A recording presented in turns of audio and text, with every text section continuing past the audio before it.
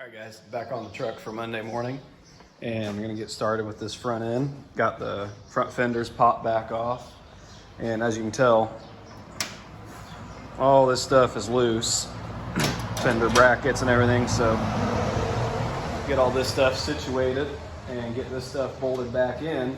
That way we can get the front end fixed where we need it to be for the front fenders to mount properly.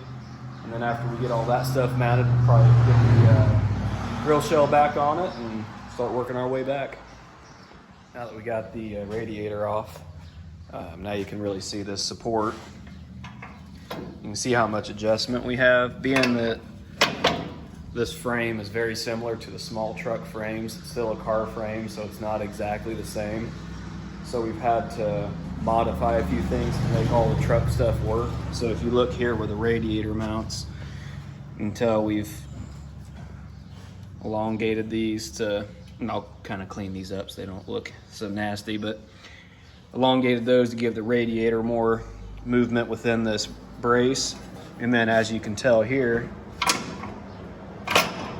got plenty of room to bring it forward, because factory for the car, it was back in this area, which didn't give us enough room to mount these fenders up properly to the side of the grill shell. It made the fenders sit just all sorts of goofy on there, and we couldn't mount them up here along the side. So with all that extra adjustment, it's allowed us to bring that grill shell forward to meet up with the fenders themselves, as well as making the fenders mount up to the proper bolt holes here, which are for headlight mounts, and we'll get to that later, and I'll show you all those and how they mount. It actually runs through this stuff right here. But for now, I'm gonna get this thing pulled as far forward as I can, get it bolted down, and then probably get the radiator back in it, get it bolted down tight, and then that ought to allow me to get the grill shell on it, get it bolted down tight, and then once that's down tight, start getting the fenders bolted up, and should be good to go from there and keep working our way back like I'd mentioned before. But basically the whole purpose of this final assembly is to get everything dialed in to where everything bolts up very easily. So when the paint process is done, you don't have to fight any bolt holes, anything like that, to risk chipping or scratching any paint. I mean, it's inevitable, that stuff always happens with every build. You're gonna scratch the paint a little bit, but try to eliminate as much as possible. So probably check back in with you when I get this front end a little bit tighter and squared away. Okay, got the grill shell bolted up front. So basically what we did was elongate these mounts just a little bit to get the grill shell, the bottom of it to kick out and this top end to come back a little bit, which allows these fenders to line up, which as you can tell, I don't have them bolted in yet. But then with very little adjustment, those get pulled right into place and bolt right through there. And then there'll be welting that runs through here as well. So when these get pulled tight, you'll see a nice little, kind of like a rubber bead that runs through there. And then also that bead continues, and I think runs from here, even comes between the running board and the fender, as well as the splash apron, and back here to the back. So now that we got this done, after these are bolted down fast, here in the body line you can see how it's tweaked.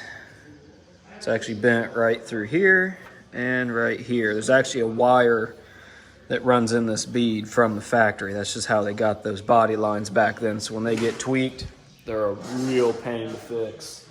This side's a little bit, as you can see, it's a lot straighter, but it's kind of got like a twist, like, in a way. So we just got to kind of twist that back, and these fenders are just roughed in. As you can tell, they're not finished yet like the rest, just because there's a little bit of work left done to them.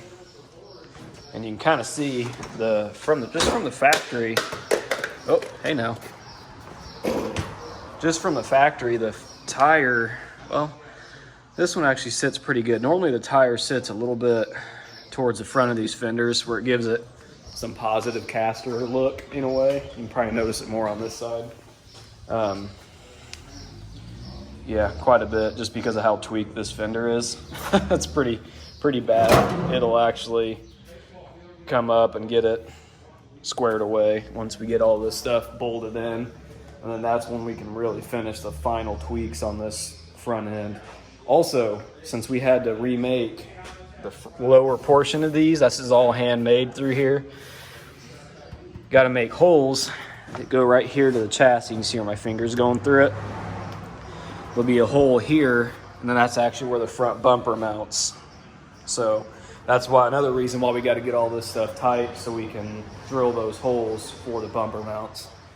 And then after that, it's going to be hopefully be smooth sailing for this thing, getting everything bolted up so we can have this thing as a full roller, and then make sure we're good and blow this thing apart for paint. So, well, get back with you when you get this stuff bolted up and kind of hopefully show some of the process of tweaking these fenders a little bit and getting them back in place. Well, during the Opel disassembly, we were cutting some rusty bolts out under the car that held the trailing arms in, as well as like the pan hard bar. And while we were doing that, we noticed the air compressor was kind of bogging, wouldn't keep up, and went back and checked. It was only making about 40 pounds of pressure. So the actual air compressor took a dump, and here we are with a new unit for now to get us by. And then we'll get the old one out and hopefully be able to rebuild it, put it back in, and then that one that we rebuild will replace the old guy in here that's bad. So should have two basically new compressors here pretty soon. There we go.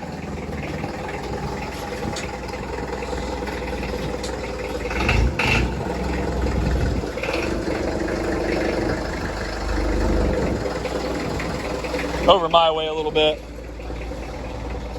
and then bring them down just about a ½ inch. There you go. Oh, stop. Just a second. Just a second. Here, I got it. Oh, I see what you're doing. Yeah.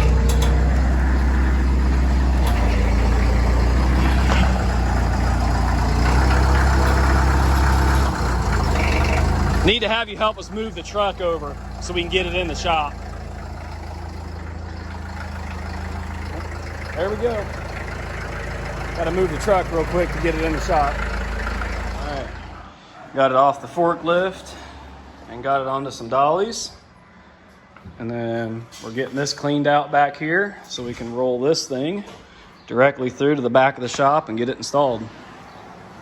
I think it's been a couple of days since I filmed anything, but got quite a bit done on the truck. Got the front end all bolted down fast. Got the headlight buckets on, grill shells all bolted up to the fenders. Radiator support rods are on and adjusted, and got those perfectly measured to where they're symmetrical on each side. So that way when the hood lays in here, it's even on both sides, which we'll know for sure when we get the hood reassembled because it's 4 different pieces. And then we can lay it up there and dial it in accordingly. Also, just finished up bolting up the splash aprons to the running boards. Got those done on both sides, as you can see on the other one as well. So, starting to look like a truck again. This is still loose. That's actually where I'm at right now. Just finished up bolting up this running board to the splash apron, and now I am ready to work on both rear fenders, get those dialed in, and then once I do that, we can tighten the actual bed down. And after that, the actual truck itself will be completely mocked up, which is pretty cool. Then we'll lay the tailgate on it, which is no big deal. Doors aren't a big deal, but we're still waiting on getting door pins for this passenger side. And then I'll probably toss the floor in it, which that's pretty simple as well. Basically the hardest part is waiting on the owner, who has actually helped out a lot with this build, which has been pretty fun working with him. He's gonna help me reassemble the hood and get it tossed back on. So it's getting pretty close. So hopefully this might be the end of the video, and if it is, we'll pick back up with it fully assembled, and if it's not, then you might see it assembled next clip, or maybe not, I don't know. Okay, not the end of the video. Kind got everything bolted back up. That's the main parts of the truck. So front end all the way to the back end is bolted up. Only thing we don't have bolted up right now is we had to, I think I talked about it prior, we got to make spacers for these. So right now the back of the bed's just sitting where it's going to be without bolts through it yet until we make our spacers. But other than that, it's a fully bolted down truck. So I think I'm about ready to start on the floorboards. And those are pretty simple. Might show a quick video of me putting the floorboards in it. Gotta go find the bottom floor and stuff like that we have over in storage. But yeah, it is a bolted together truck, and I'm pretty stoked because like this truck was a nightmare. So whenever this thing gets in paint and it's back at the point you see it now, probably do a video on it with it from start to finish so you can kind of see you know, before and after type of thing. But yeah, here it is, all as one unit.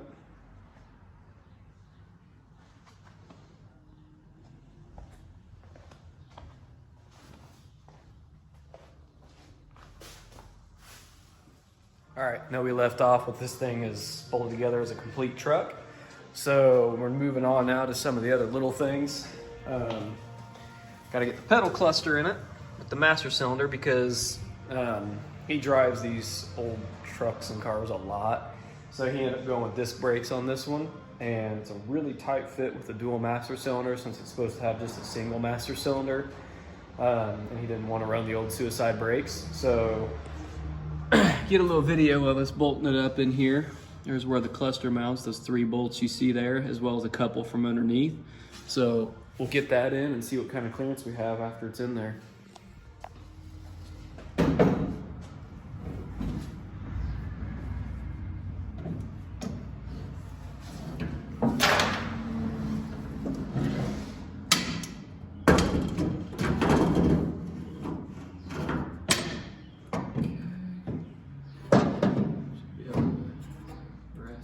There,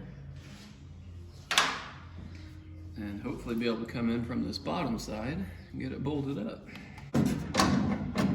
Probably should have ran a tap through them first, but and we might have to do so.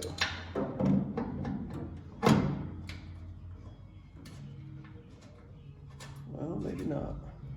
I think we might be all right. And leave it to me to lose the lock washer. I'm always good at that.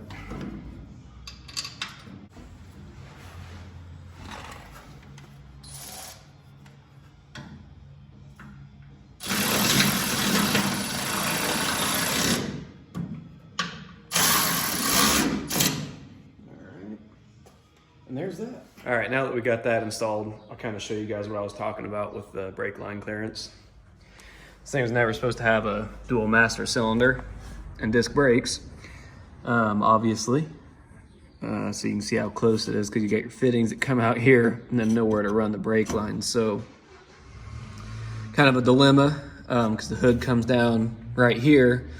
So you only have a little bit of room to work with. So we got to figure out what our options are. I know they make some master cylinders with fittings on both sides, so we might have to go that route, but then you run into hitting the clutch linkage and stuff on that, like that side. So we'll see.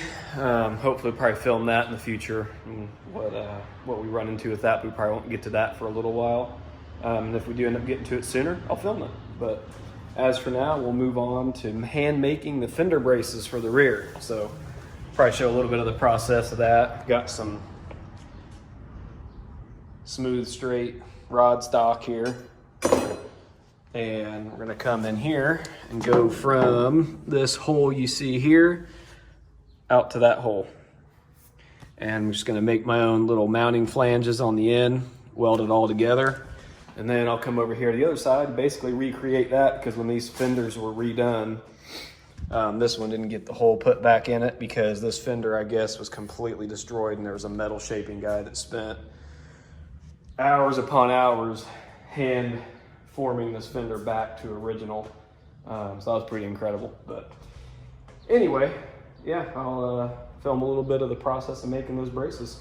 All right, guys, finished up this rear fender brace for the passenger side. So just kind of made these little pieces, welded them in, and it should work. So get a little video of it popped up inside here.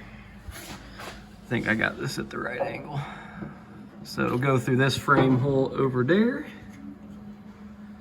and then come over to this guy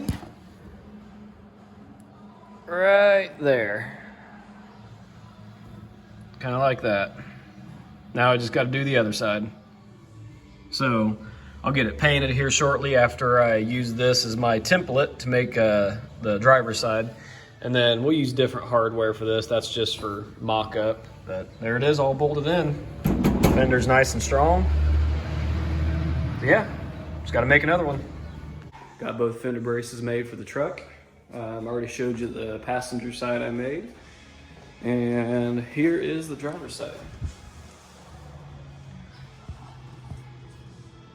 So, fender's nice and sturdy now. No more compressing from the outside.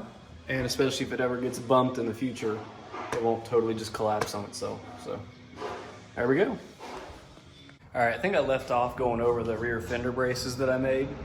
So, since then, got those finished up and painted, and got the rear bumper on to make sure that thing still mocks up all right. Other than that, kind of at a stopping point, got the steering column and box out. I also had to shorten this thing. Obviously, once again, it was for a different style Plymouth, and when you had the steering wheel on, it was just too far into the customer's stomach. So I took the tube and the shaft itself and shortened it. I can't remember how much I did, but anyway, got that dialed in. That had been a while back. Yeah, everything's bolted up. Rear bumper, license plate light, and brake light. That's good to go. I'm actually waiting, I think I mentioned it in the previous video, waiting on the owner to come help me reassemble the hood and get that fitted. And then once that's done, I can get the floor in it so we can check for fit issues with brake lines, things like that. So that should be it for this update until I bring another one out for it. So should have an Opal update as well right after this video. Probably upload it the day or two after. But it's completely gutted. There's the drivetrain, suspension, rear end. Just power washed those today. So yeah, be on the lookout for that one. Ought to be pretty neat.